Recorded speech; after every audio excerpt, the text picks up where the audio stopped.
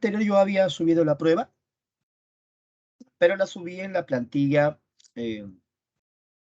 anterior, la que usualmente pues se usa, pero me había olvidado yo, ¿no? Mi error, de que ya este es el intermedio 3, ¿no? Ya había pues una nueva plantilla, razón por la cual, ¿cómo está Natalie? María Fernanda, ¿cómo está? Buen día.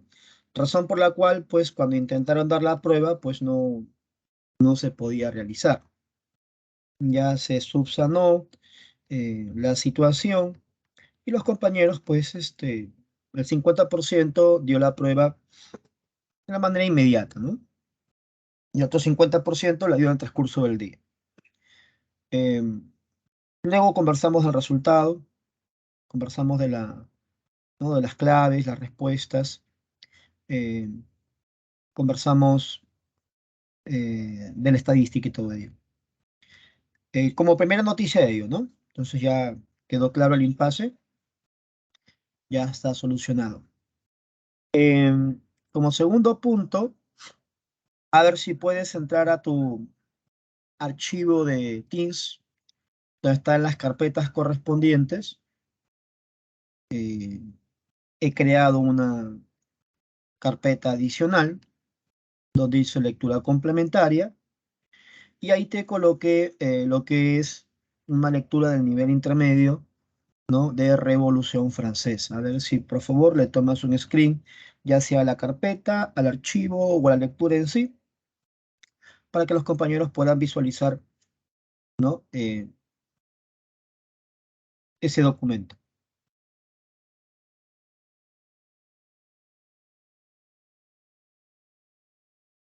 Mm.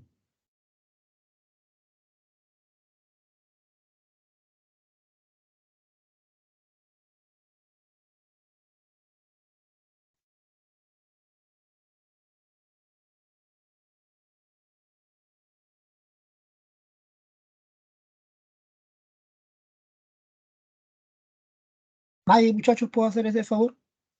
Tomarlo en screen al archivo o al documento que hemos creado para ustedes. Lectura Revolución Francesa. Esa lectura eh, se dio ya que en ese capítulo tuvimos la nota más alta del mes de junio. Y me atrevería a decir, revisando todas las estadísticas, la nota más alta de todo el ciclo, 16,8. Asimismo, desarrollaron la prueba un total de 48 compañeros en un mes donde menos de 30 dieron la prueba, ¿no? Fue la prueba que la realizaron más compañeros. Debido a ello, se le ha subido correcta esa lectura. Muchas gracias, Mariceli. ¿Ya? Entonces, jóvenes, gracias, Carol. Esos son los dos argumentos de por qué se le ha subido esa lectura correspondiente. Número uno, por la nota obtenida, 16,8, y número dos, por la cantidad de personas que han realizado la prueba, que esa ha sido la cantidad más alta del mes de junio, ¿no? 48, en las demás semanas menos de 30. Ahora, les comento, jóvenes, que usted cuando termine su nivel intermedio, vamos a pasar al nivel avanzado, donde se va a desarrollar pues el full práctica.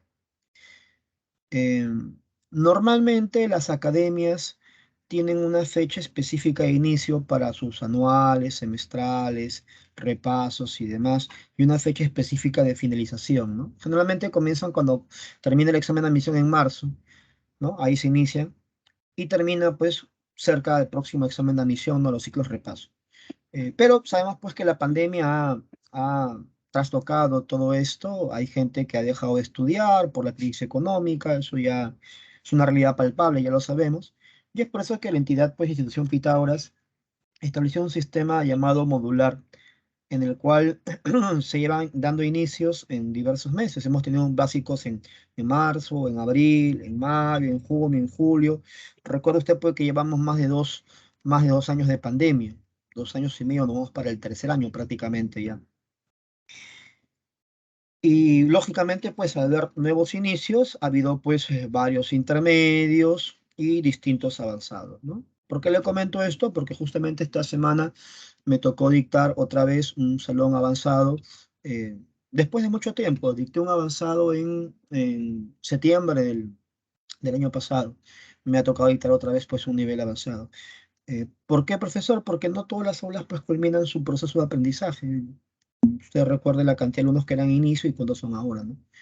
Así es. Entonces, a veces cuando las aulas son pequeñas, pues se juntan con otras aulas y lo puede dictar cualquier profesor, ¿no? Ni Pasona, Cuyugamba, Julius. Ahora, ¿por qué te comento esto? Justo hace unos cuantos días, eh, empezando el mes de julio, eh, se me ocurrió hacer un post, ¿no? En mis redes personales sobre la preparación preuniversitaria, o sea, los malos pasos que el alumno da, ¿no? Y lo convierte en un postulante, pues, eterno en muchas ocasiones y en muchas ocasiones de no lograr, pues, el objetivo. Y bueno, algo que he notado en mis años de experiencia dictando, que no son pocos, más de la mitad de mi vida la he pasado dictando, quien les habla tiene 42 años, enseño de los 20, ya van 22 años laborando en esto. Y he visto muchas veces, ¿no? Esta situación que de repente te ha pasado o de repente te está pasando, ¿no? Chicos comienzan con mucha motivación su preparación. En nuestro caso sería pues el módulo básico, ¿no? Chicos están ahí atentos, participando, respondiendo, con ganas de querer aprender, pero luego esa motivación se va diluyendo y ya no asisten a clase puntualmente, no participan, no preguntan, no van a evaluación. Y después, terminando prácticamente la preparación, cuando falta poco para un examen de admisión, los chicos misteriosamente recuperan esa motivación y empiezan a tratar pues de asimilar todo lo que deben aprender. Ahora, la pregunta es, y quiero que me respondas con sentido común y lógica. Cuando uno va a un ciclo repaso, que es 2 meses, corto, ¿tú crees que se va a hacer teoría de todo lo que has recibido en los ciclos pasados? ¿Crees que se va a volver a explicar, ¿no? ¿Se va a poder recuperar el tiempo de todos los meses? ¿En 2 meses crees que se pueda hacer de nuevo la teoría, de nuevo las clases? A ver, ¿qué me dices tú en el chat?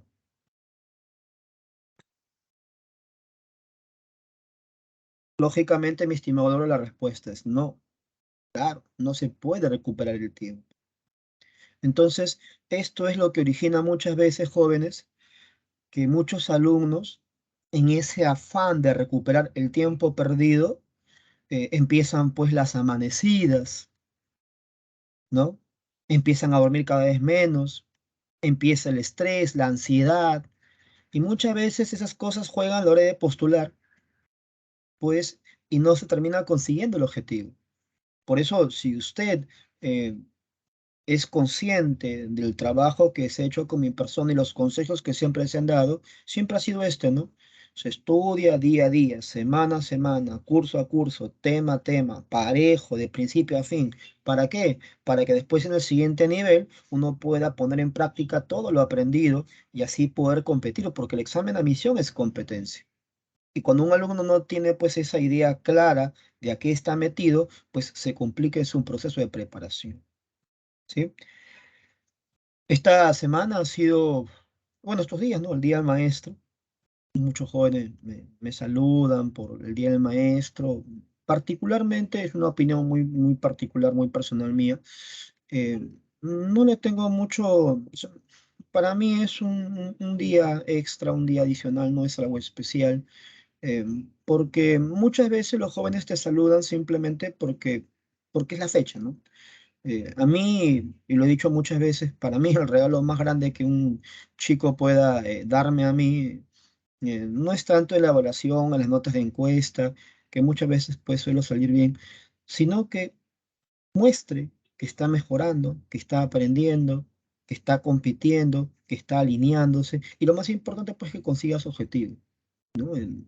Lo he mostrado en todos los meses que venimos trabajando, de que ese pues es el objetivo, ¿no? El objetivo. Y muchas veces es difícil poder eh, inculcar eso al alumno si es que el alumno no lo tiene mentalizado, ¿no? Porque tenemos una acción muy limitada de 1 hora y media, una vez a la semana, ¿no? Entonces, a veces las palabras pues, que uno puede ofrecer, a veces calan hondo en un instante, pero luego se pierde pues, en el transcurso, ¿no? Sobre todo ahora, pues en la sociedad que hay un montón de elementos distractores, llámese redes sociales, televisión, YouTube, TikTok, Instagram y demás, ¿no? Que no está mal, obviamente, usarlas porque la diversión es parte también del aprendizaje, ¿no? Un ser humano tiene que tener esferas, ¿no? En la cual desarrollarse académicamente, personalmente, familiarmente, laboralmente, emocionalmente, psicológicamente, pero para todo pues hay tiempo y momento. Espero jóvenes que puedan pues asimilar las palabras que les estoy mencionando y bueno, reaccionar pues, ¿no? Y no esperar pues a última hora tratar de recuperar el tiempo perdido porque eso es imposible, no se puede recuperar el tiempo perdido. ¿Sí, jóvenes? Bueno, entonces vamos a continuar nosotros con nuestra preparación. Vamos a meternos de lleno en lo que corresponde pues al siglo XIX, que es lo más preguntado en el examen de admisión. Eh, luego vamos a... De nada, Mariceli. De nada, muchachos. Eh, luego nosotros vamos a tener unas sesiones para el siglo XX y el último mes nos han colocado 4 clases de Guerra Fría. Esas 4 clases vamos a sistematizarlas en 2 sesiones para poder ampliar más siglo XIX, pues que es más frecuente en examen de admisión. Y si hay necesidad de hacer pues una clase adicional o 2 clases adicionales, la hacemos, no hay ningún problema. ¿Ya? Bueno, entonces muchachos, miren por acá, por favor.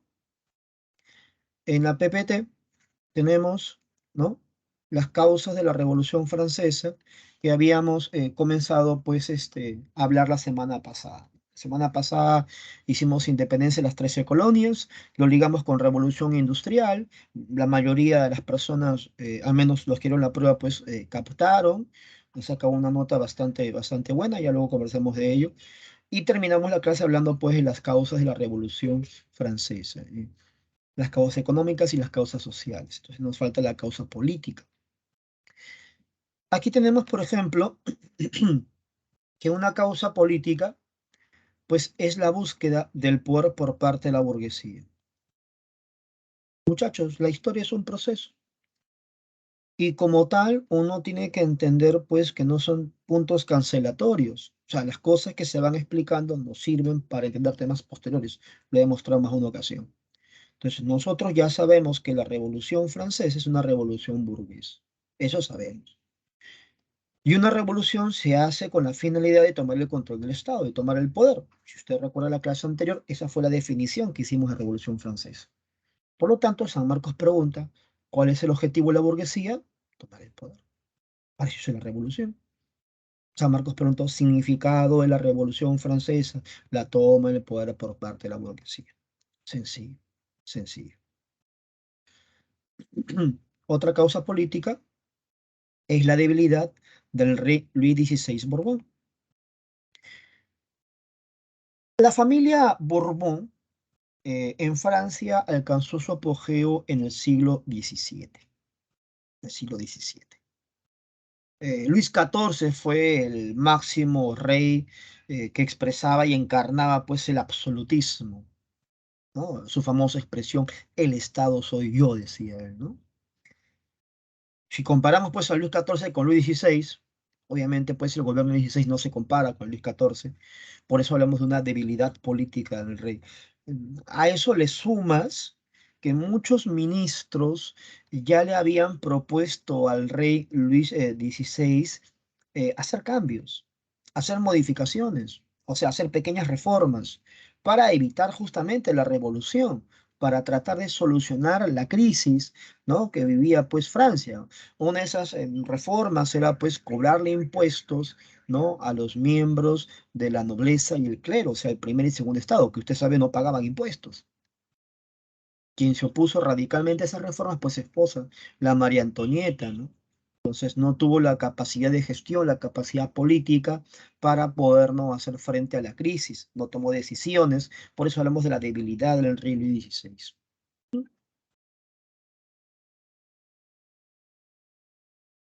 Por último, tenemos la falta de libertad individual. Nosotros sabemos que el absolutismo es la concentración de poderes, ¿no? Entonces, imaginemos que yo soy el rey, entonces yo concentro todos los poderes. Y bueno, todos sabemos cuáles son los poderes. Bueno, el ejecutivo, el legislativo, el judicial, ¿no? Entonces, hoy el ejecutivo es el presidente, el legislativo es el Congreso, el Poder Judicial por la Corte Suprema. En esa época no existía tal división. Esa división viene justamente de las ideas ilustradas, de las revoluciones burguesas, como la independencia de las 13 colonias y la Revolución Francesa. Entonces ya explicamos la semana pasada que eso se empleó por vez primera en Estados Unidos. Ahora le toca el turno a Francia. Pero antes que estallara la revolución, pues no había separación de poderes. Quiere decir que el rey era la máxima autoridad, o sea, el ejecutivo. Él se encargaba de dirigir los juicios, última instancia, poder judicial. Y él se encargaba de revisar la formación y creación de las leyes, poder legislativo. El rey lo era todo. Entonces, imaginemos que usted es una persona crítica al gobierno, crítica al régimen. El rey te manda un documento, está usted detenido. Usted, sin juicio, se va a la cárcel, a la Bastilla. Por las puras vas a pedir un juicio justo, porque el rey es el poder judicial. Por las puras vas a pedir tú hablar con la máxima autoridad, porque el rey es la máxima autoridad. Por las puras vas a pedir una revisión de las leyes, porque el rey es el poder legislativo. De esa manera la Bastilla se convirtió en el símbolo de la opresión del rey. Por eso cuando se toma la Bastilla, simbólicamente nace la Revolución Francesa. Por eso no había libertad individual. Y justamente ese es uno de los principios ilustrados, la libertad, ¿no? La libertad. Entonces, muchachos, consulta, ¿hasta ahí todo claro? ¿Hasta ahí todo bien? ¿Todo good? ¿Me confirmas, por favor, para continuar con la explicación? Ok, ya. Listo. Seguimos trabajando. Todo el mundo sabe a estas alturas de la preparación, porque ya lo hemos trabajado, incluso había toda una sesión de ello, ilustración, ¿no? Nosotros hemos desarrollado toda una clase de ilustración, ¿no?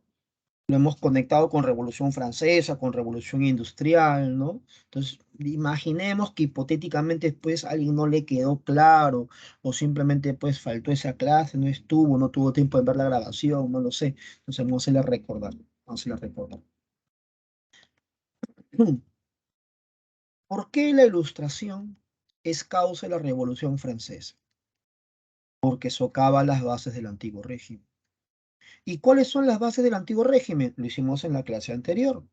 Número uno, el proteccionismo, la fuerte intervención del Estado en el manejo de la economía. Los ilustrados que proponen, pues, libre comercio, y eso lo hemos explicado en clase ilustración. Adam Smith, el Estado no debe intervenir, la economía debe manejarse en forma libre por la oferta y la demanda. ¿Cuál es una base del antiguo régimen? La desigualdad social, la sociedad estamental. ¿Qué proponen los ilustrados? La igualité, la igualdad. Esta es una clara crítica a la sociedad estamental francesa. ¿Cuál es un pilar del antiguo régimen? El absolutismo. Eso lo hemos hecho en la clase anterior. Por lo tanto, ¿qué proponen los ilustrados? Evitar el absolutismo. ¿Cómo? Separando los poderes, para evitar la concentración de poder. Montesquieu, lo hemos trabajado en clase. Y por último, tú sabes que en el antiguo régimen se apoya en la Iglesia Católica para el control ideológico y el pensamiento dogmático cerrado, sin cuestionamiento. ¿Qué proponen los ilustrados? Basarse en la razón, con una actitud crítica, que haya libre pensamiento. Entonces, un ejemplo que yo les enseñé en el básico es el siguiente, ¿no? El antiguo régimen es como un puente. La ilustración es como una dinamita. Las bases del antiguo régimen son las columnas de ese puente. Este puente está viejo, desfasado, hay que tumbarlo y hacer un puente nuevo. Entonces las ideas ilustradas, la dinamita, se pone en las bases y empieza a atacar estas bases para destruir este sistema llamado antiguo régimen. Esto que acabas de ver en la PPT y esto que acabo de explicar fue pregunta de examen de admisión nivel DECO. Ahora, yo como profesor veo esa pregunta en el examen de admisión y digo, ¿no? Qué bueno, se explicó en clase. Los chicos deben responder porque yo he hecho mi trabajo. Pero el aprendizaje no es solamente la enseñanza del profesor. Los alumnos, en su mayoría, cometen el error de pensar que solamente es escuchar. Escuchar es parte del aprendizaje. Sí, pero, y esto lo puedes conversar con tu profesor de psicología, la psicología y el aprendizaje te lleva o te conlleva a entender que para asimilar el conocimiento y la información hay que realizar actividades para poder consolidar la información.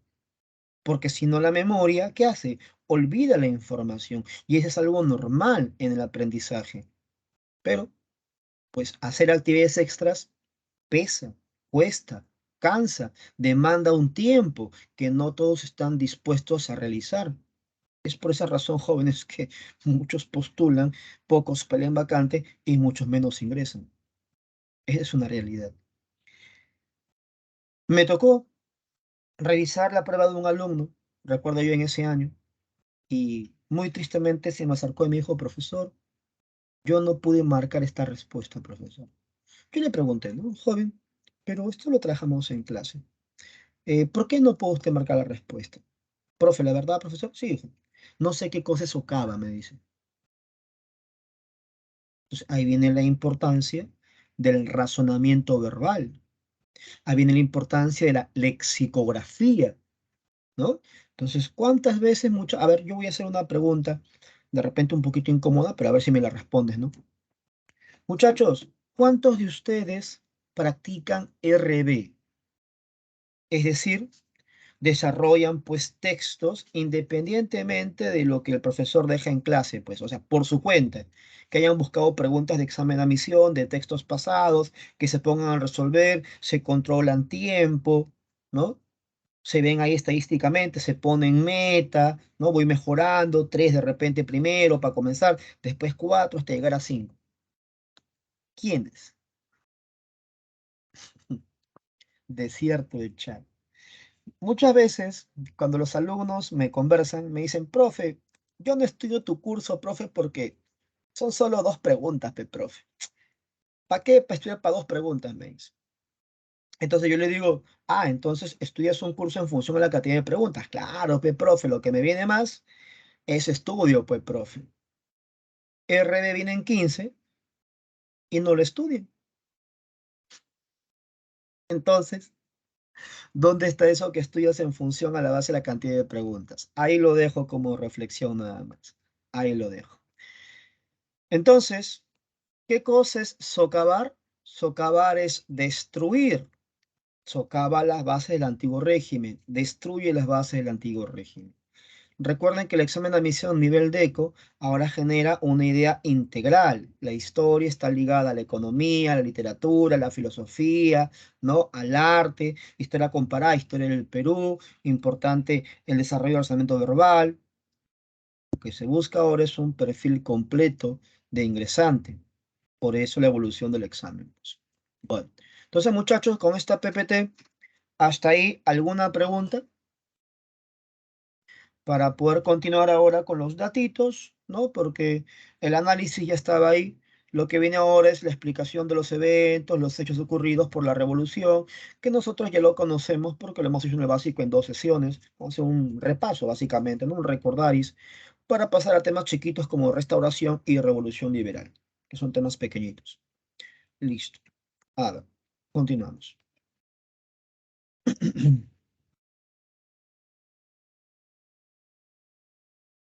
Entonces, todo el mundo sabe que existen pues 2 etapas en la Revolución Francesa, ¿no? La etapa monárquica y la etapa republicana. En la etapa monárquica, gobernaban pues el rey, Luis XVI, y se subdividen en distintas asambleas, ¿no? La primera de ellas, los Estados Generales, la Asamblea Nacional, la constituyente y la legislativa, siendo la etapa más frecuente en admisión la asamblea constituyente. Ahí se produce la toma de la Bastilla, ¿no? La declaración de los derechos del hombre ciudadano, como puntos importantes para el examen de admisión, ¿no? Mientras que la etapa republicana tiene la Convención Nacional, ¿yo? Y el directorio, siendo la Convención Nacional la etapa más importante de la etapa republicana. Ahí está el gobierno del terror de Robespierre. El directorio llega a su fin con el golpe de Napoleón, 18 Brumario, por eso luego de la Revolución Francesa viene la llamada Era Napoleónica. La era napoleónica hay una difusión de las ideas liberales, por eso viene la lucha contra el absolutismo, que triunfa el absolutismo con el Congreso de Viena, o sea, la restauración. El pensamiento liberal incide otra vez, quiere acabar con esa restauración absolutista, por eso las revoluciones liberales. Paralelo a las revoluciones liberales que tienes, las revoluciones industriales y las unificaciones nacionales, que es el tránsito para el siglo XX, donde se desarrollan las guerras mundiales, temas a trabajar próximamente, ¿no? Esa es una línea de tiempo del siglo XIX.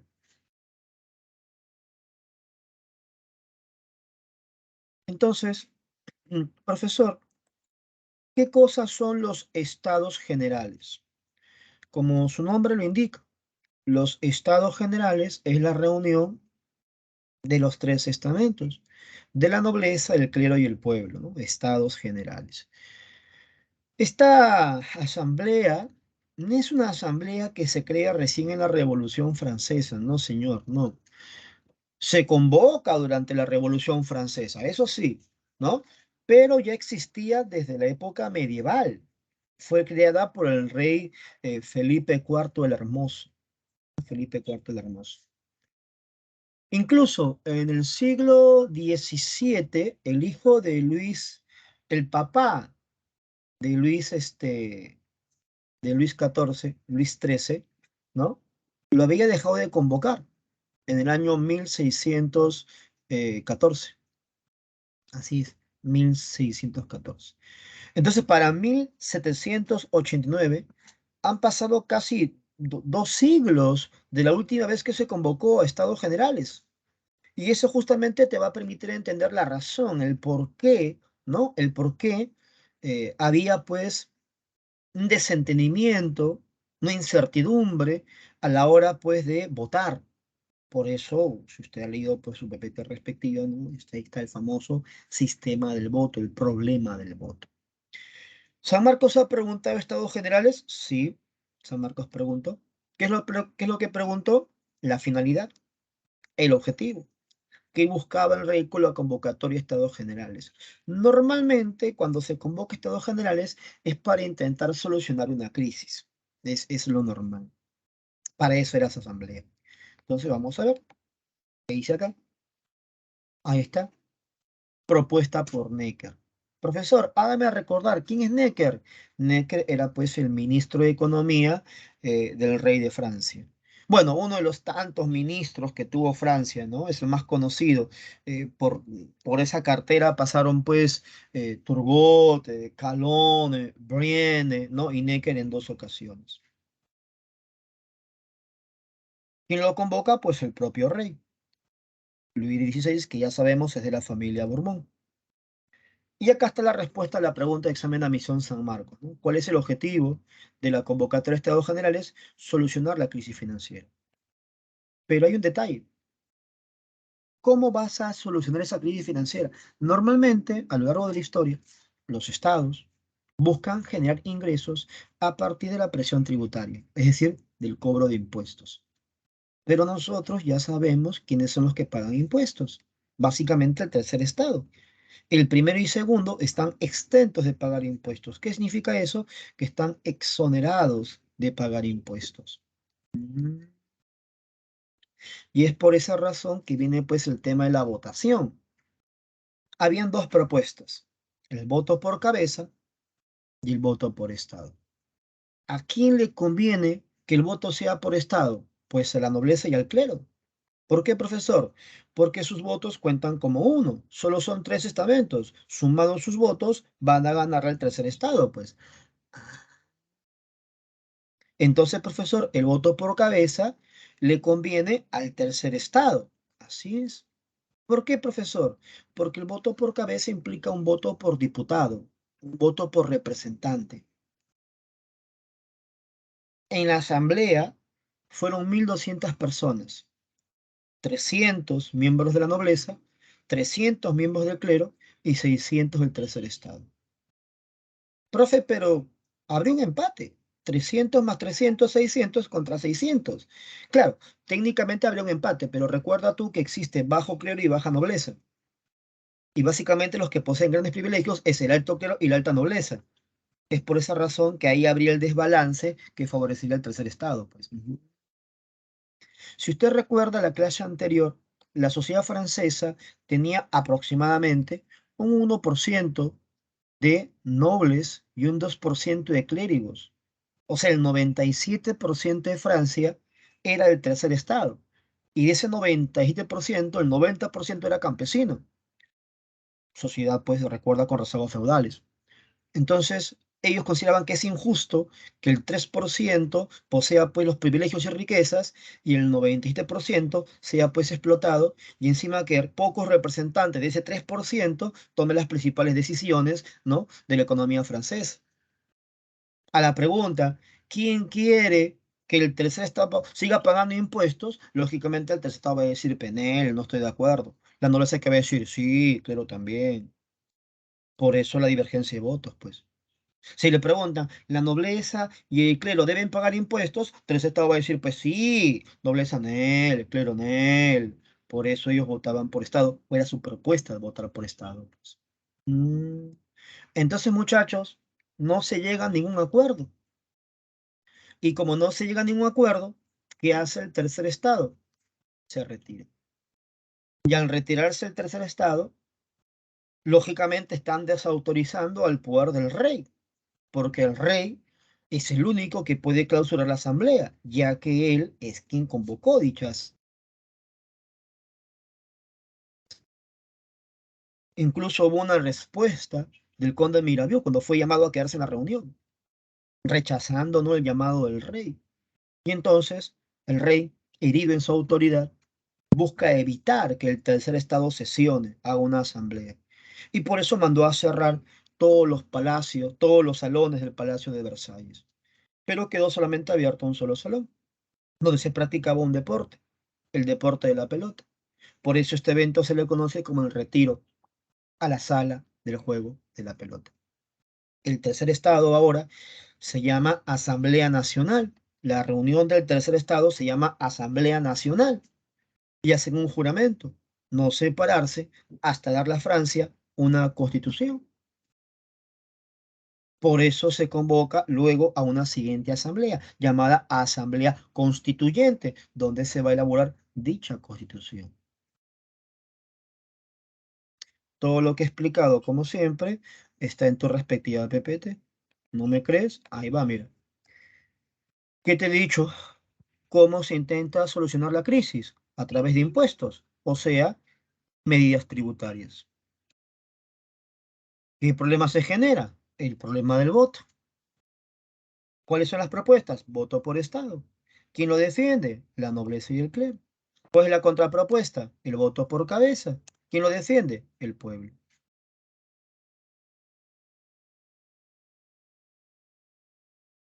Muchachos, confirma. Es lo que te acabo de explicar, ¿verdad? Todo claro, ¿verdad? No hay ningún problema, ¿cierto? Para continuar. Incluso hasta la siguiente PPT también ya está explicada también. ¿Sí? ¿Qué te dije? El tercer estado ante la falta de coordinación se retira. ¿Y eso cómo se llama? La formación de la Asamblea Nacional. ¿Y qué se produce ahí? El retiro a la sala del juego de la pelota, cuando el tercer estado se retira de los estados generales. ¿Qué se produce? El juramento de la sala del juego de la pelota. ¿Qué cosa proponen? Darle a Francia una nueva constitución.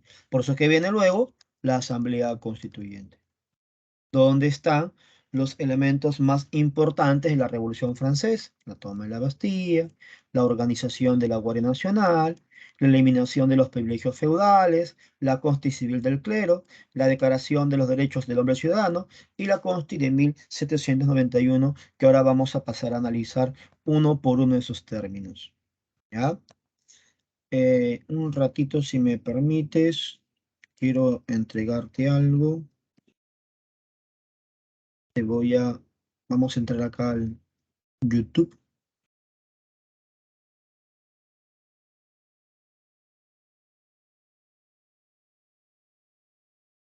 Lo encontré. Listo. Voy a pasarte algo, ¿ya?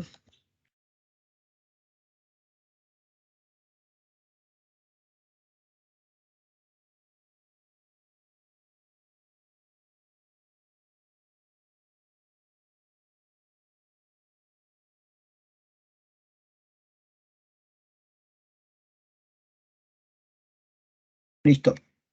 Ya te lo pasé. Muchachos, voy a hacer una serie de preguntas sencillitas y tú me vas indicando tu respuesta en el chat. Y luego te indico por qué te pasé lo que te pasé. ¿Correcto? Listo. A ver. Muchachos, ya sabemos que el 14 de julio de 1789 se produce la toma de la Bastilla. Muchachos, a ver, en el chat te leo. ¿Cuáles son las propuestas, las hipótesis que explican el porqué de la toma de la Bastilla? A ver, te leo, por favor.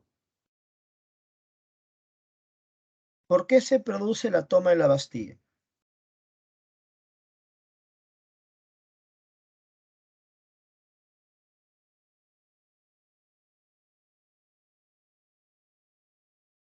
¿Alguna idea, muchachos?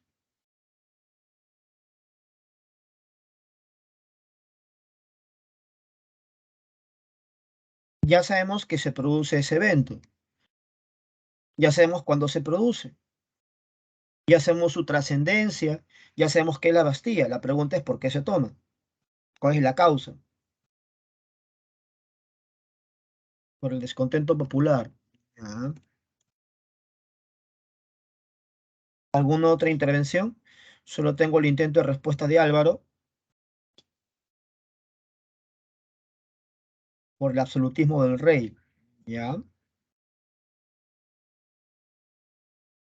Tengo dos intentos de respuestas con Álvaro y Brittany.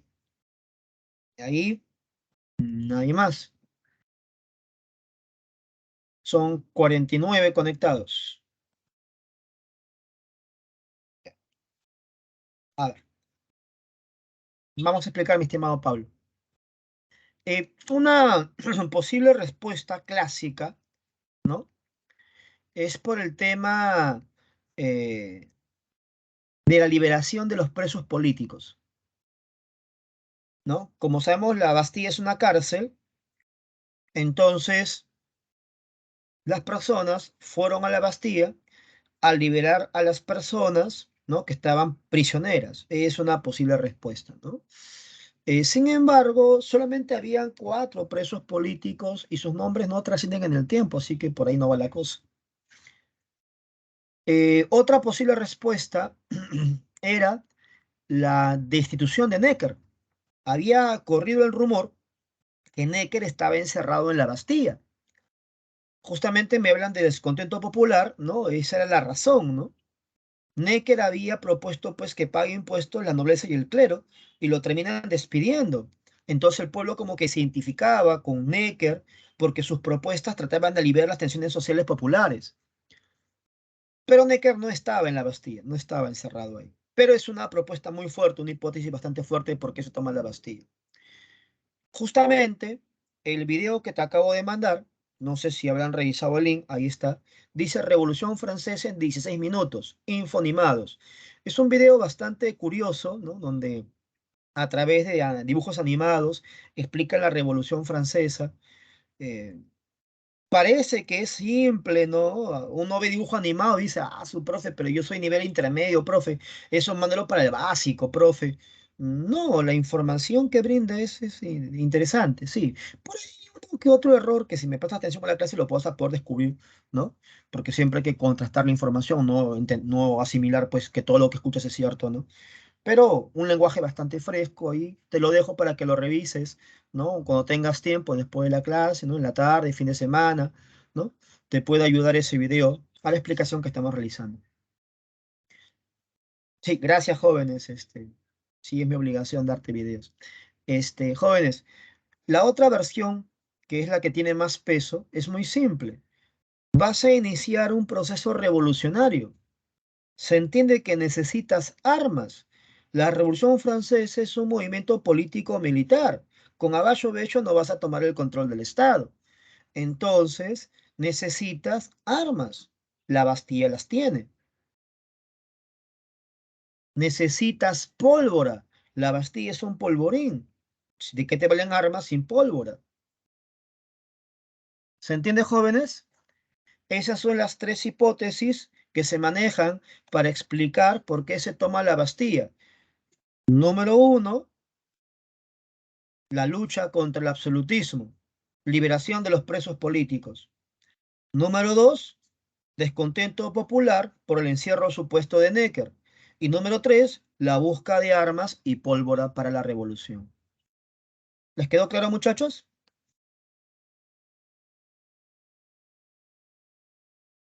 Listo. Seguimos explicando.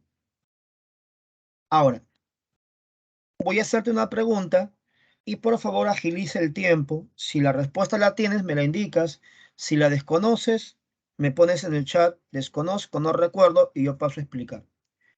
¿Quién es el creador de la Guardia Nacional? ¿Quién organiza la Guardia Nacional? ¿Cuál es el objetivo de la Guardia Nacional? A ver, te leo. El Marqués de Lafayette, mi estimada Katy.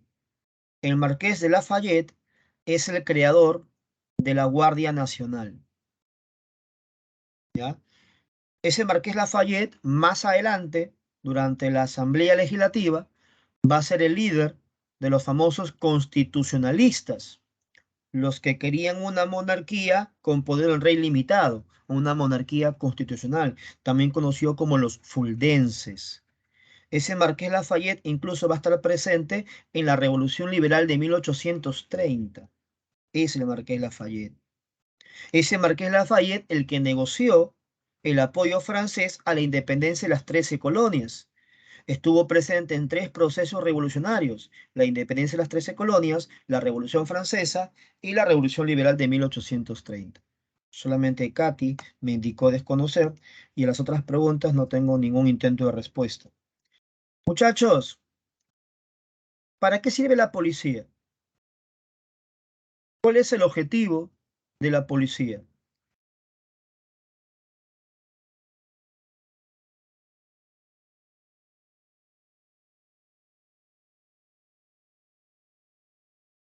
¿No sabemos, jóvenes, para qué sirve la policía? La policía lo que busca es mantener el orden. Es el objetivo de la policía, mantener el orden público. Es el objetivo de la policía. Entonces, la Guardia Nacional, si lo quieres comparar, es como una especie de policía en la época de la Revolución Francesa. Entonces, su objetivo es tratar de poner orden. Pero espérate, muchachos, así es Angelina. Muchachos, ahí viene un detalle. La Revolución Francesa acaba de estallar. ¿Eso qué va a significar? Va a significar un caos total. Va a significar un desborde popular. Va a significar matanzas, ¿no? Destrucción de la propiedad pública. Justamente Angelina lo dijo bien. Muchachos, yo te hago una pregunta. ¿Le conviene a la clase burguesa gobernar un estado destruido?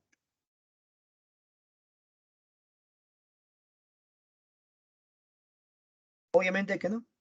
Por eso se organiza la Guardia Nacional, para evitar el desborde popular, para contener la violencia revolucionaria, para evitar la destrucción de los bienes públicos. Entonces, aquí ya te vas dando cuenta que la burguesía y el campesinado participan de la revolución, pero con intereses distintos. El campesino quiere salir de la miseria, de la pobreza, del hambre. La burguesía está pensando a futuro en el tomar el control del Estado, en tomar el poder. Ahora, socialmente, muchachos, numéricamente hablando, ¿quién es más, burguesía o campesinado? Numéricamente hablando,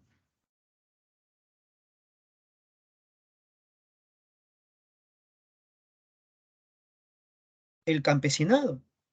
Entonces, la burguesía necesita de esa fuerza de choque de los campesinos. Pero los campesinos no leen a Montesquieu, los campesinos no leen a Rousseau, los campesinos no leen a Voltaire, los campesinos no saben, correcto, las intenciones de la clase burguesa. Ellos son movidos por otros intereses. Y entonces la burguesía trata de aprovechar esa necesidad campesina y va direccionando la lucha de acuerdo a sus beneficios. Entonces la burguesía necesita que ese campesino siga peleando, pero que no destruya la propiedad pública. Muchachos, el campesinado, con el nivel educativo que tiene,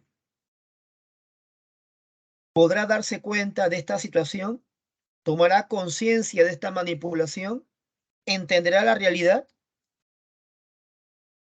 Obviamente que no, pues, obviamente que no. Entonces, mira lo que hace la burguesía.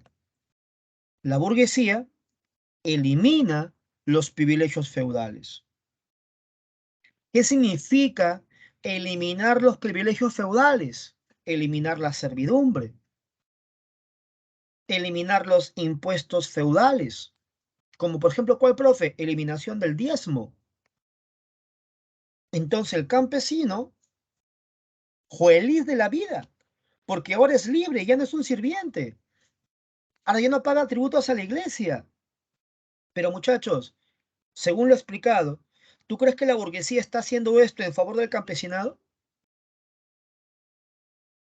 Recuerda que la burguesía está asociada al capitalismo. Recuerda que en 1781 ya estalló la primera revolución industrial en Inglaterra. ¿Qué dice la teoría? Para que puedas imponer un sistema, el otro debe desaparecer. Por lo tanto, lo que hace la burguesía es eliminar el régimen feudal para poder implantar el capitalismo. Mm, ya entendí, profe. Pero todo esto son solo palabras si no se establece una documentación. Entonces, muchachos, las conquistas revolucionarias deben ser legalizadas en documentos. Por eso aparece la Constitución Civil del Clero. Profesor, ¿qué es eso? El documento que legaliza la expropiación de los bienes de la iglesia. Lógicamente, el alto clero va a rechazar eso. Se les llama refractarios. El bajo clero lo va a aceptar, los juramentados. ¿Por qué el alto clero lo rechaza? Porque ellos son los que poseen gran propiedad territorial, pues. Ah, ya entendí, profe. Muchachos, en otras palabras, lo que quiere la burguesía es disminuir el poder de la iglesia. Recuerde usted que la iglesia está aliada al régimen feudal y estamos acabando en la revolución con ese régimen feudal. Por lo tanto, hay que eliminar también la influencia ideológica de la iglesia, pues. Ah, ya, profe. Ya acá está el documento más importante de la Revolución Francesa, ¿no? La Declaración de los Derechos del Hombre Ciudadano. Profe, siempre he escuchado ese documento. ¿Por qué es tan importante ese documento? Porque ese documento consagra las conquistas revolucionarias. Ahí están plasmados los principios más importantes de la revolución. Usted conoce tres: la libertad, la igualdad y la fraternidad. Y le agregamos dos principios más: la defensa de la propiedad privada y el derecho de resistencia a la opresión. Profe, lo de la propiedad privada lo entiendo. La burguesía basa su poder en la acumulación de propiedad privada. Por lo tanto, lo que expropie la burguesía va a estar legalizado con este documento. Y va a ser su propiedad y va a ser inviolable y nadie se lo puede quitar. Bacán. Pero eso de resistencia a la opresión no entiendo. Bueno, recuerda tu clase de ilustración, Rousseau, contrato social. El poder del rey no viene de Dios, sino de la renuncia a la libertad de la población, contrato social, el pacto. La gente renuncia a su libertad a cambio de un bienestar. Si ese gobernante no da bienestar, hay derecho de resistencia a la opresión. Si el rey no cumple con los designios por los cuales ha sido qué cosa, ¿no? Colocado en el poder, es válido sacarlo del poder. Justamente esa fue la argumentación de las 13 colonias contra la supuesta tiranía de Jorge III de Inglaterra, pues. Así es. Y eso también está presente en las constituciones actuales también. ¿Ya? El año 1791 se establece la primera Carta Constitucional francesa. Muchachos, ese documento va a limitar el poder del rey. Entonces Francia se encamina hacia una monarquía constitucional. Va a haber un rey, pero con poder limitado. Teóricamente el rey no debería firmar dicho documento porque lo limita en sus funciones y poderes. Deja de ser una monarquía absoluta. Pero por la coyuntura, por la situación que está viviendo, por la presión popular, él tuvo que firmar dicho documento. Pero en el fondo, él quería recuperar esa monarquía absoluta, ese poder total. Por eso empezó a conspirar y a negociar con potencias extranjeras. Por ejemplo, ¿qué potencias extranjeras, muchachos? ¿Quiénes apoyan a Luchito XVI para tratar de restaurar la monarquía absoluta en Francia? Incluso va a haber enfrentamientos en la siguiente asamblea, que es la Asamblea Legislativa, entre los franceses y estas potencias. Justamente Francia va a terminar venciendo estas potencias y luego va a descubrir la conspiración de Luis XVI y lo terminan pues enjuiciando y luego pues lo terminan asesinando. Por eso, chao fase monárquica o la fase republicana. Muchas gracias, jóvenes, por su participación. Muchas gracias por sus respuestas. Se ve que repasan constantemente. Estamos hablando de los austriacos y los prusianos. Tanto Austria como Prusia son monarquías absolutas y por lo tanto no les conviene la propagación de la expansión de la Revolución Francesa. Por eso que luego más adelante, la caída de Napoleón, se hace el Congreso de Viena, capital de Austria, pues. Metternich, el hombre más importante de la restauración. Jóvenes, pasa lo siguiente.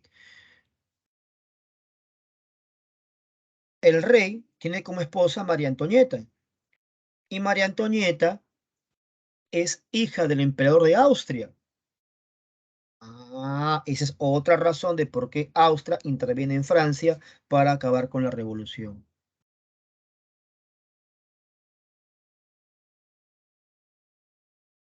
Ahí está un grabado de la época de la toma de la Bastilla, el documento con sus tres principios en francés: libertad, igualdad, fraternidad.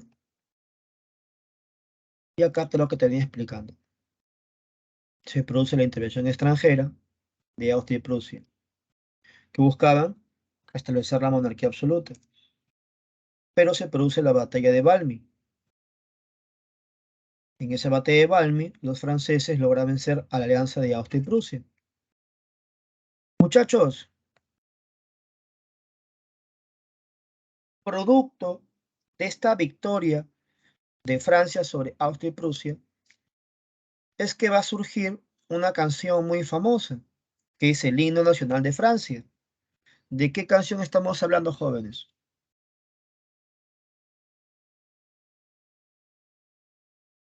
¿Cómo se llama el himno de Francia? La Marsellesa. Callao preguntó quién compuso la Marsellesa. Bien malos para preguntar a Callao eso. Roger de Lisle. No, pregunta examen de admisión, Callao. Ahora, recordemos que, gracias Carlos, recordemos que el rey durante la Asamblea Constituyente intentó pues huir de la Francia revolucionaria, pero fue tomado preso en la localidad de Varegnes. Los franceses lo trasladan a un lugar conocido como las Tullerías. A eso se le llama la conducción a las Tullerías. No confundir la conducción a las Tullerías con el asalto a las Tullerías. La conducción le corresponde a la Asamblea Constituyente Y el asalto corresponde a la Asamblea Legislativa. ¿Por qué? Porque descubrieron la conspiración del rey, pues, y fueron donde estaba encerrado en las Tullerías y lo asaltaron para enjuiciarlo, pues.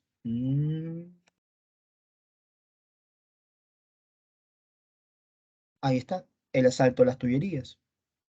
Muchachos, en el juicio al rey se le va a acusar de traicionar a la revolución. Muchachos, ¿y cómo va a ser declarado el rey? ¿Cómo va a ser declarado el rey? Pues obviamente culpable. ¿Y cuál va a ser el destino del rey? Pues la guillotina. Pero la guillotina al rey no se va a dar en la Asamblea Legislativa, se va a dar en el siguiente periodo, durante la Convención Nacional. ¿Correcto? Entonces, quienes terminan matando al rey son los girondinos. Pregunta, examen, admisión. Ellos proclaman la Primera República Francesa. ¿Ya? En la época de la Asamblea Legislativa van a surgir otros partidos políticos. Ya te había hablado de los fuldenses, dirigidos por el Marqués Lafayette, los constitucionalistas, los que defienden al rey pero con poder limitado. Mientras que los girondinos y jacobinos son republicanos. Los radicales eran los jacobinos, dirigidos por Robespierre, y los moderados, dirigidos por Vergniaud, son republicanos, ¿no?, de derecha. Los jacobinos, republicanos de izquierda. Estos partidos recién tomarán el poder en la siguiente etapa, durante la Convención Nacional, pero los partidos ya van surgiendo en la parte final de la fase monárquica. ¿Listo, jóvenes? Con eso damos fin a Revolución Francesa 1, que es, ¿no?, correspondiente a la fase monárquica. Ahora pasamos a la fase republicana, donde solamente ha venido el tema de la Convención Nacional. Más no ha venido. Listo.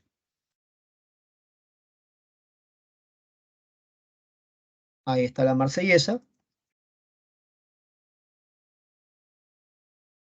Entonces, la Convención Nacional presenta dos etapas, la fase girondina y la fase jacobina. ¿Por qué los girondinos reciben ese nombre? Porque son de la zona de la Gironda, de ahí el nombre de girondinos. Los jacobinos son llamados también montañeses, están en la parte alta de la Cámara. A la derecha de la Asamblea están los girondinos.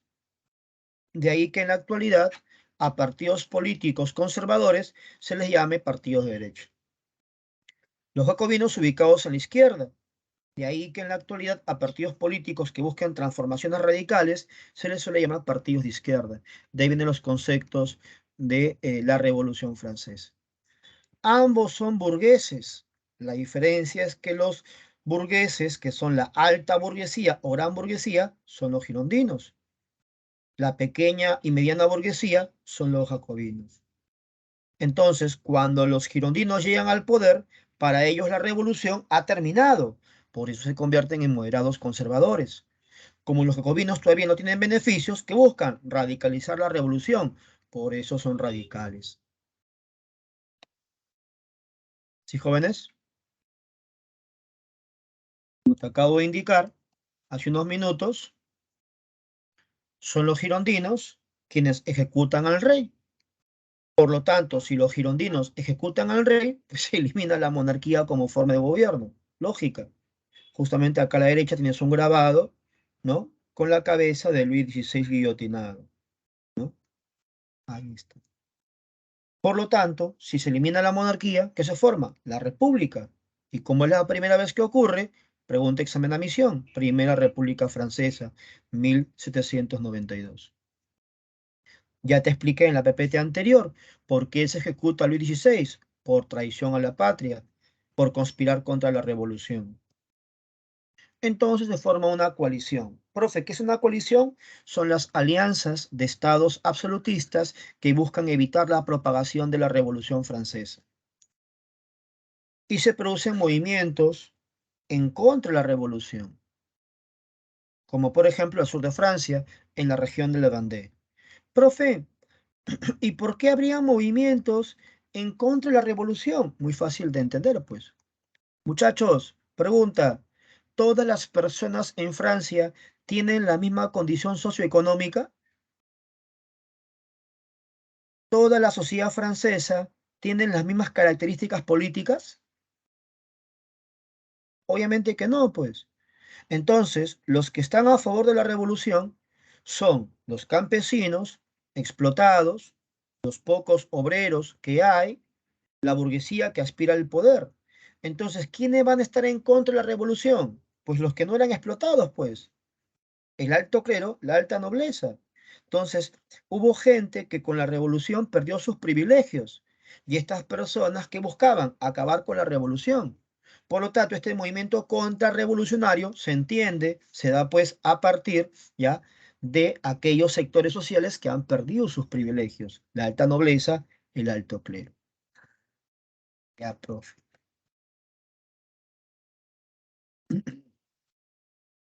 Muchachos, pregunta ofensiva.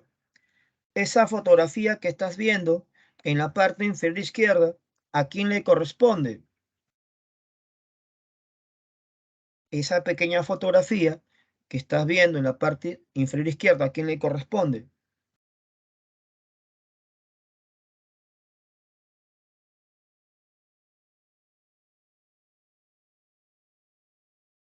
Es el líder más importante de los jacobinos. Es el que aplica el régimen del terror. ¿De quién estamos hablando, muchachos? De Maximilien Robespierre. Gracias, Celina. Entonces, Callao hizo una pregunta un poquito difícil, un poquito interesante. La pregunta decía así: señale usted qué evento corresponde a la etapa republicana de la Revolución Francesa. Esa fue la pregunta que hizo Callao. Y en las claves colocaron un distractor bonito: el surgimiento de los partidos políticos jacobinos y girondinos. Entonces, un postulante sabe que en la Convención Nacional se desarrollan los jacobinos y girondinos. A ver si me estás prestando atención. Muchachos, esos partidos políticos surgen recién en la República. Te lo acabo de explicar, lo hemos mostrado en las PPTs. Te pregunto, ¿esos partidos políticos surgen recién en la República? No, surgen en la etapa monárquica. Por eso es muy importante siempre revisar qué pide la pregunta. La pregunta pedía etapa republicana. En la etapa republicana ellos toman el poder, pero ahí no surgen, pues. ¿Cómo se llama eso en examen de admisión? Se llama distractor. Se llama distractor. ¿Correcto? Listo. ¿Y cuál fue la respuesta, profe? La respuesta fue: se establece el Comité de Salvación Pública, el Comité de Seguridad Nacional, el Tribunal Revolucionario. Muchachos, cuando yo hago clase presencial, a mis alumnos de semestral y sobre todo repaso, antes de hacerles su esquema conceptual de clase, yo les suelo hacer preguntas abiertas, sin clave. O sea, el chico sabe o no sabe, recuerda o no recuerda la información pues que llevó en sus ciclos pasados. Y muchas veces los jóvenes se incomodan porque dicen, si no viene en el examen de admisión, porque les pesa recordar la información porque no estudian adecuadamente y prefieren que el profesor le muestre la información y luego les pregunte facilito para que marque su clave y crean que han aprendido. Pero después cuando van al examen de admisión se dan cuenta que la prueba es de mayor nivel. Entonces, en clase se desarrolla, y lo hemos hecho en el básico, estas palabras que acabo de mencionar. ¿No las recordabas? Aquí están, mira. El Comité de Salvación Pública, el Comité de Seguridad Nacional y el Tribunal Revolucionario. Ahí está. Examen de admisión. Examen de admisión. Listo. Jovencitos, un favorcito. Este, como comenzamos la clase el día de hoy, conversando un poquito sobre la preparación, comenzamos la clase prácticamente entre 8:10, 8:15. ¿Me puedes regalar tu receso, por favor, para poder trabajar con calma y tranquilo las resoluciones de las preguntas del examen de salida de la semana pasada, profe? Para terminar tranquilo lo que es Revolución Francesa. ¿sí? No es necesario que la prueba la hagas. Escucha mi clase primero y luego la prueba la desarrollas si quieres. Mucha gente se desespera con la prueba. Escúchame la clase nada más, después das tu prueba, no hay ningún problema. Ya, la prueba dura igual toda la semana también. Ya, bueno, listo. No hay por qué desesperarse. Mira por acá, mira por acá. Entonces, ¿qué cosa es el Comité de Salvación Pública? Pues el poder ejecutivo, el poder ejecutivo. O sea, ellos van a manejar el Estado, ya que no hay rey, pues está muerto el rey. Sus miembros, ¿quiénes son? Sanjus, Danton, Sieyes, Robespierre. De todos ellos, San Marcos ha preguntado en el examen de admisión por Sieyes, ¿ya? San Marcos ha preguntado en el examen de admisión por Sieyes. Cuando tengas tiempo y leas tu lectura que te he colocado ahí en el Teams, ¿ya? Ahí vas a encontrar la obra de Sieyes, que es el tercer estado. Él lanzó tres preguntas. ¿Qué es el tercer estado? Respondió todo. ¿Qué ha sido el tercer estado? Respondió nada. ¿Qué quiere ser? Respondió algo. Profe, ¿cómo puede ser todo y nada a la vez? Te explico. Cuando Silles dice qué es el tercer estado y responde todo, recuerda que el tercer estado es el 97% de Francia, es la fuerza laboral, es la base económica, es lo que sostiene Francia, por eso responde todo. Pero recuerda que el tercer estado es la clase no privilegiada, por eso él dice, ¿qué ha sido? Nada. ¿Qué quiere ser? Algo. San Marcos colocó este texto y preguntó nivel inferencial, interpreta, ¿qué pide Sieyes en su libro, que es el tercer estado, que se publicó en los Estados Generales? Reivindicación al tercer estado. Pregunta examen de admisión. ¿Ya? Entonces, son los jacobinos quienes se van a enfrentar con la primera coalición. O sea, la coalición se forma en la etapa girondina, pero recién en la etapa jacobina se producen los enfrentamientos. ¿Te acuerdas de la rebelión de la Vendée? La rebelión contrarrevolucionaria. Bueno, se formó en la etapa girondina, en la etapa jacobina se van a enfrentar, se van a detener esas protestas en contra de la revolución. El Comité de Seguridad Pública era para mantener el orden interno y el Tribunal Revolucionario aplicaba la famosa ley del sospechoso. Muchachos, la ley del sospechoso dice lo siguiente: es culpable de traicionar a la revolución aquel que esté en contra, coma, pero también el que no haga nada por ello. Por lo tanto, si Angelina me dice, profesor, estoy en contra de la revolución, guillotina en esa época, mi estimada Angelina. Si Katy Cassandra me dice, profe, estoy a favor de la revolución, vives, Katy Cassandra. Si Zully me dice, mira causa, Robespierre, yo no estoy a favor ni en contra. No estoy en contra de tus ideas, pero no me pidas que participe. Zully, guillotina. ¿Por qué, profe? Porque dice la ley de sospechoso. Es culpable de traición a la revolución el que esté en contra y el que no haga nada por ello. Entonces, en resumen, tenías que estar a favor de la revolución, sí o sí. ¿Pero por qué, profesor? Muy simple. Si no apoyas la revolución desde un inicio, en ese momento se están formando las coaliciones. Está viniendo Austria, Prusia, Rusia, Inglaterra, toda Europa en contra de Francia. Y entonces va a haber personas que ante ese contexto, ante el miedo, van a terminar apoyando a las potencias extranjeras y estando en contra de la revolución. Por eso, si apoyas en un principio, vives. Si no apoyas, mueres. Si dudas, en algún momento puedes tomar partida en contra de la revolución. Por eso eres sospechoso, guillotina. Ahora entiendes por qué se le llama la época del terror. Ahora entiendes por qué se le llama el terror rojo. Ahora entiendes por qué mueren 50.000 personas guillotinadas en tiempos de Robespierre. Por el miedo a una contrarrevolución. Por el contexto de la intervención de las potencias extranjeras. ¿Se entendió, jóvenes?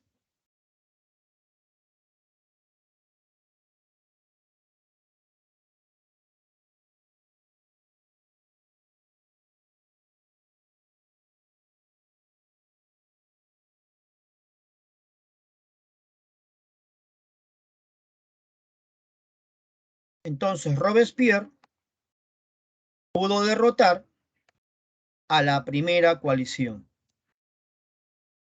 Robespierre hizo una ley, la ley de leva general, lo que le permitía tener pues soldados constantes bajo su dirección.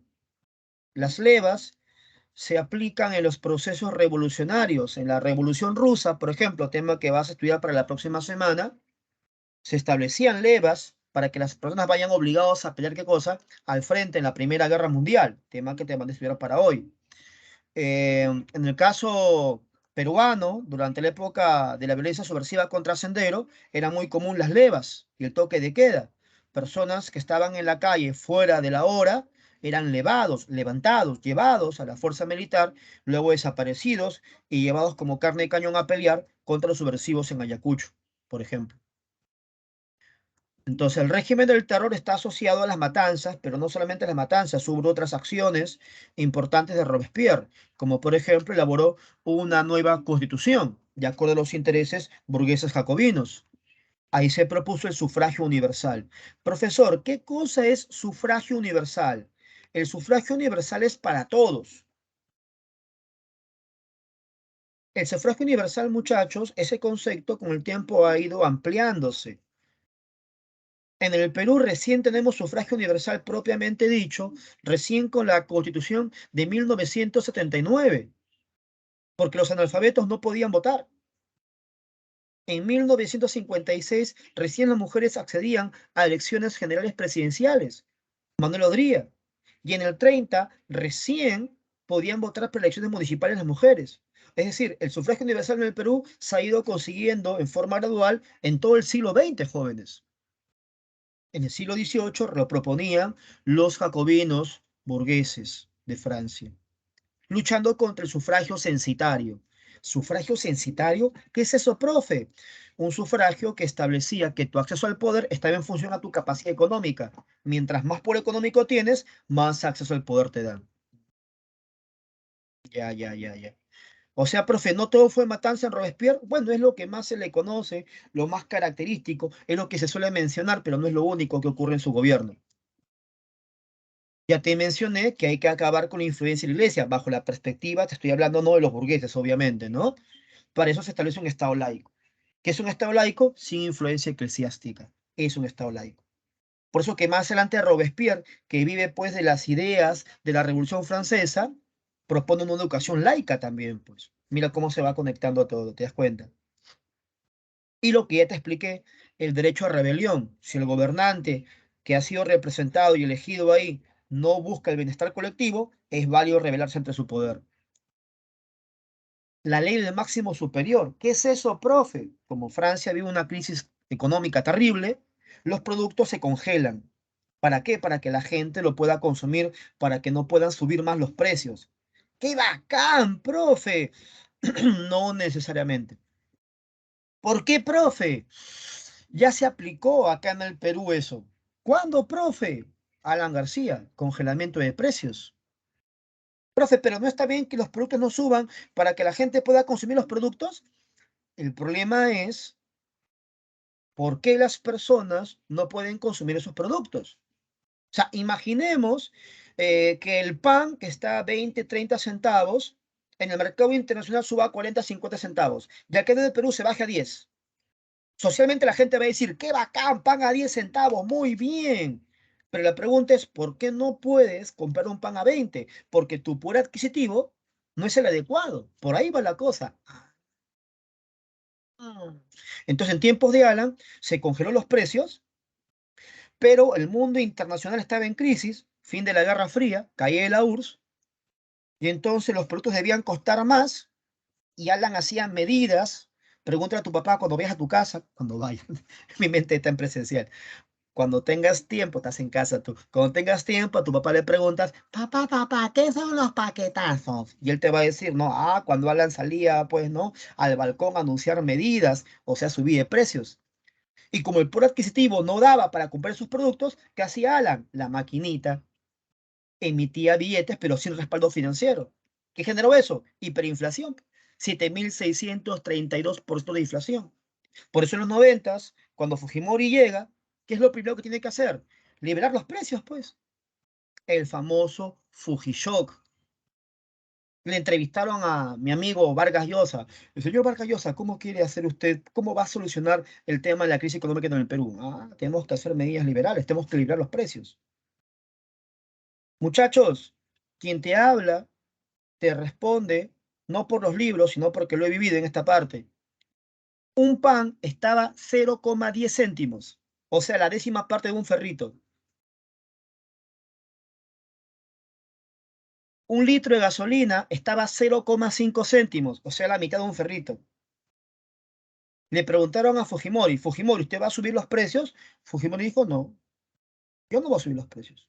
No shock, no shock, no shock. Su famosa frase, ¿no? Ah, la gente empezó a votar por Fujimori, se llevó de encuentro las elecciones y lo primero que hizo, el Fujishot. Ahora el pan de 0,10 pasó a 10 centavos.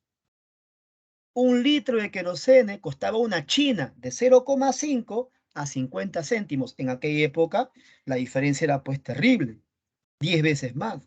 ¿Te imaginas? Ahora, hablando económicamente, ese shock era necesario.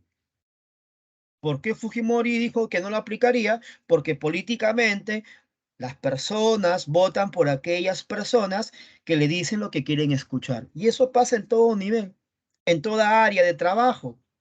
Cuando tú a alguien le dices la realidad, lo que tiene que ser, te miran mal, te tratan de déspota.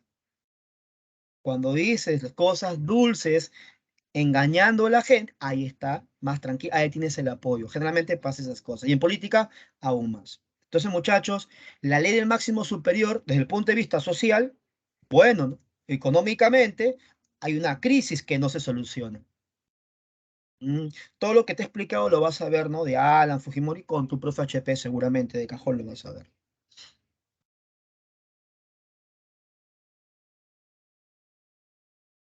Se establece el calendario revolucionario. Muchachos, confírmame acá. ¿Alguna vez leyendo Revolución Francesa has oído de estas palabras? Vendimario, fructidor, termidor, nivoso, pluvioso, ventoso.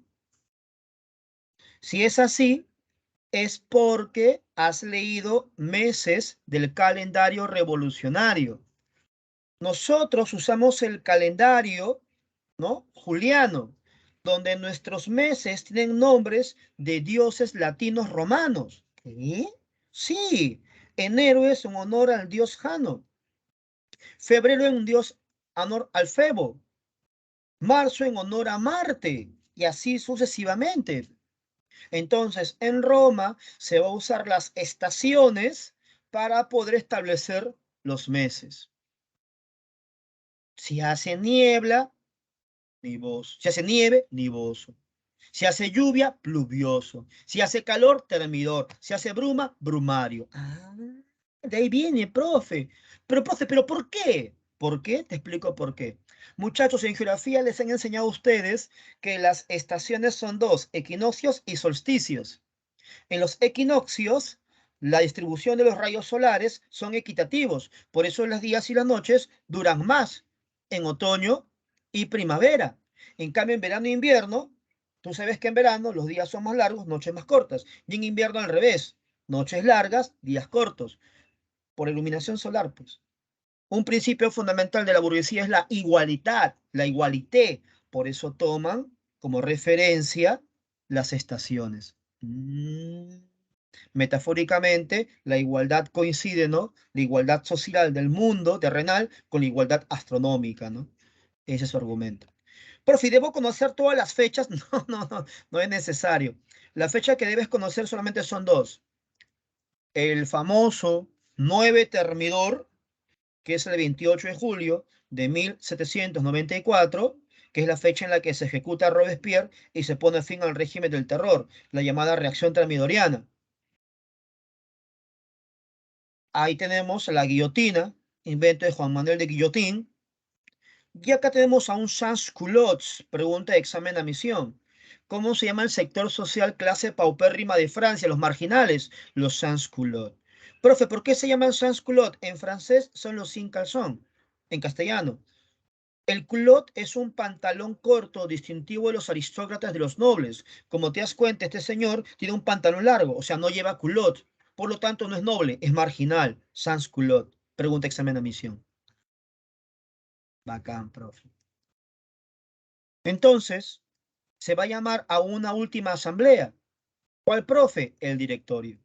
En la transición entre la caída del régimen de Robespierre y la aparición del directorio, los girondinos van a eliminar la constitución de Robespierre.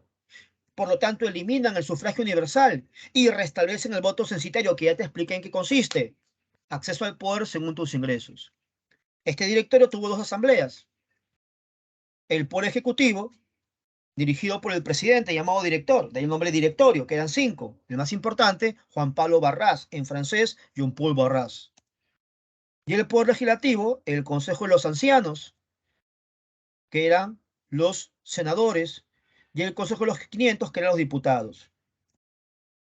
Muchachos, en este momento, ¿qué está pasando en Francia? Surge la figura de Napoleón Bonaparte, que venció a los austriacos en su campaña a Italia. Venció a los egipcios, a los ingleses en la campaña en Egipto. Pregunta de examen a Misión San Marcos. ¿Qué hace Napoleón en Egipto? Intenta cortar el circuito comercial inglés. Recuerda que Inglaterra ya pasó por su primera revolución industrial. Su colonia más importante es la India. Un paso previo de Inglaterra hacia la India es Egipto, que es su colonia. Napoleón quería cortar ese circuito económico. Pregunta examen de admisión San Marcos. Entonces, se va a negociar un golpe de Estado. La burguesía va a financiar el golpe de Napoleón. La segunda fecha que debes recordar, el golpe 18 Brumario.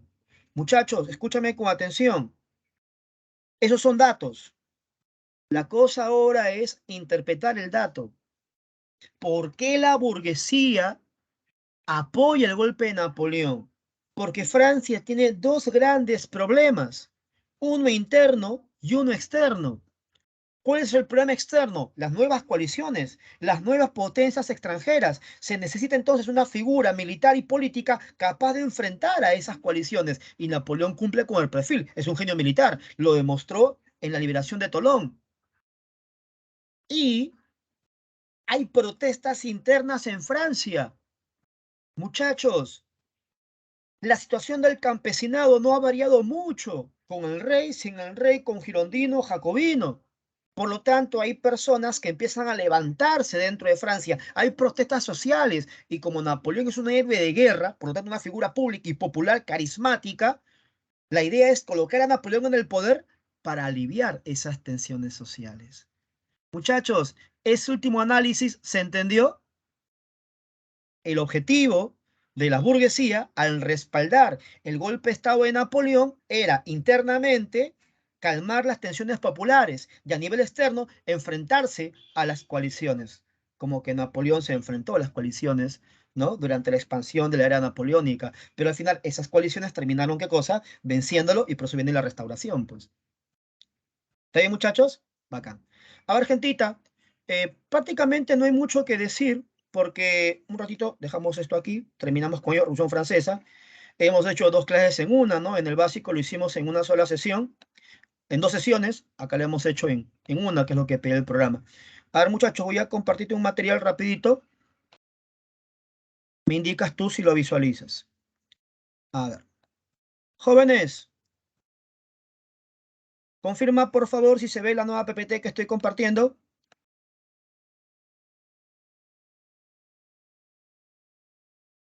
Confirma por favor si se ve la nueva PPT que estoy compartiendo. Listo. No hay mucho que decir, muchachos, porque básicamente los que han dado la prueba lo han hecho casi perfecto. Mire usted, la primera pregunta tiene 100% de eficiencia. La primera revolución industrial implica transformaciones ¿en qué campos? Arte, filosofía, moral, ética, mitología, religión, ciencia y tecnología, porque así se hacen las máquinas para poder producir en grandes cantidades. Entonces, un aspecto positivo, el 100% de eficiencia, ¿no? Un aspecto negativo, que solamente 20 compañeros han dado la prueba. La última prueba, que fue la semana 16, la dieron 27 compañeros. O sea, comparado con la última prueba, 7 compañeros menos. Y comparado con el total de alumnos que somos, bueno, la clase comenzó con 58, ahora somos 52, se fueron 6. De 52 a 20, o sea, hay 32 compañeros que no han dado la prueba. O sea, hay más gente que no da la prueba que los que lo dan. Los que han dado, perfecto. La segunda pregunta, mire, usted también, perfecto. ¿Dónde se inicia la segunda revolución industrial? Lo explicamos la semana pasada, en Estados Unidos. Entonces, muchachos, me da gusto que el análisis, la línea de tiempo que hicimos, se entendió, se asimiló. Explicamos desde las 13 colonias hasta siglo XX, ¿no? Estados Unidos. Excelente, muy bien. Explicamos la guerra de secesión norteamericana, la intervención en la Primera Guerra Mundial, ¿no? Excelente, muy bien. Profe, ¿hemos sacado nota histórica, profe? ¿Hemos sacado 18, profe? Casi, jóvenes, casi, casi. ¿Por qué, profe? La tercera estaba fácil. Bueno, muchachos, la tercera pregunta dice, la mayor potencia imperialista del siglo XIX, y ahí sacamos un 80% nada más. Muchachos, ¿cuál fue la mayor potencia imperialista del siglo XIX? ¿Dónde se inicia la revolución industrial? Eso lo explicamos la semana pasada. A ver, por favor.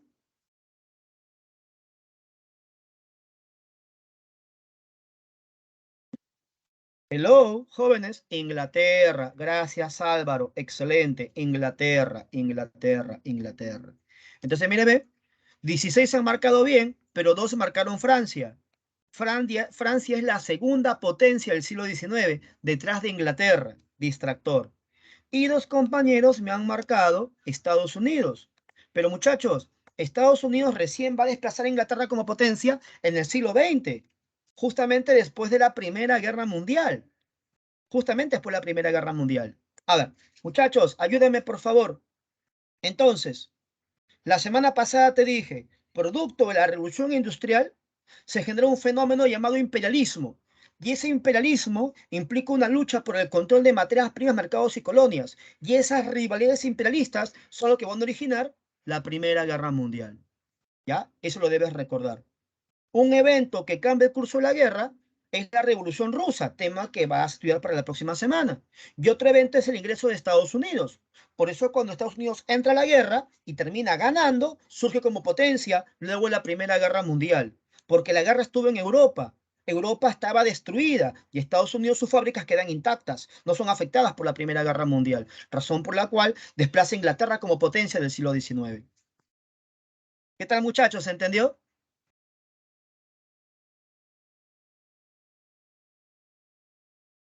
Listo. Ahora, yo les sugerí que para que puedan comprender Primera Guerra Mundial, deben leer Paz Armada y un poquito de imperialismo. Entonces, si has leído imperialismo, me has entendido lo que acabo de explicar. Paz Armada está asociado a un tema llamado unificaciones nacionales. Son dos potencias que se unifican, los italianos y los alemanes, que fueron fragmentados, divididos por el Congreso de Viena. Y explicamos que la formación de un mercado nacional implica unidad política. La única pregunta que ha venido en San Marcos de unificación nacional fue por el canciller de Prusia, que impulsó la unificación de Alemania, que fue conocido como el canciller de hierro. Muchachos, ¿a quién se le conoce como el canciller de hierro? ¿Quién impulsa la unificación de Alemania a partir de Prusia?